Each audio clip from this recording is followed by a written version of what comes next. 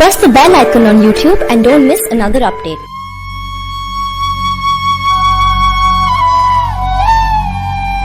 வணக்கம் நண்பர்களே, உங்கள் ஸ்பார்க் ஜங்ஷன் வழங்கும் கார்த்திகை மாத ராசி பலன்கள் அறிந்து கொள்ளலாம் வாருங்கள். கணித்தவர் ஜோதிட ஆசான் திரு பா மணிகண்டன், ஸ்ரீ கணபதி ஜோதிட நிலையம், விஞ்ஞான மருத்துவ ஜோதிடம் மற்றும் வானியல் மருத்துவம், வடவள்ளி, கோவை.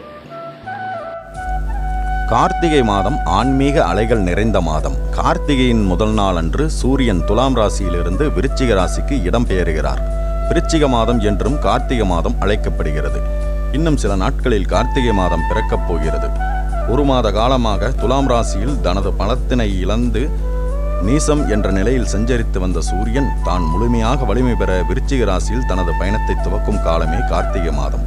இந்த மாதத்தில் சூரியனுடன் சுக்கிரன் புதன் சேர்க்கை பெற்று அமர்ந்துள்ளனர். இந்த கிரகங்களின் கூட்டணி சில ராசிக்காரர்களுக்கு திடீர் அதிர்ஷ்டத்தை தரப்போகிறது. குரு வக்ரநிலை முடிந்து மீன ராசியில் நேர்கதியில் பயணம் செய்கிறார். சனி பகவான் மகர ராசியில் நேர்கதியில் பயணம் செய்கிறார். ராகு மேச ராசியிலும் கேது துலாம் ராசியிலும் பயணம் செய்ய, செவ்வாய் பகவான் வக்கர நிலையில் ரிஷப ராசியில் பயணம் செய்கிறார். நவகிரகங்களின் சஞ்சாரம் மற்றும் பயணத்தினால் சில ராசிக்காரர்களுக்கு திடீர் யோகங்கள் உண்டாகும்.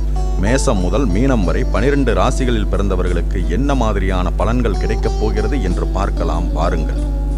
எல்லோரையும் அன்புடன் நேசிக்கும் ரிஷபராசி அன்பர்களே, சூரியன் புதன் சுக்கிரன் ஆகியவை உங்கள் ராசிக்கு 7ஆம் இடத்தில் சஞ்சரிப்பதால் அரசு அதிகாரிகளின் உதவி கிடைக்கும்.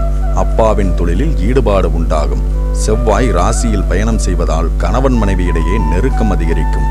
சுக்கிரன் பார்வையால் நினைத்த காரியம் நிறைவேறும். மாத பிற்பகுதியில் பண விஷயங்களில் கவனம் தேவை. விலை உயர்ந்த பொருட்களை யாருக்கும் இரவல் கொடுக்க வேண்டாம்.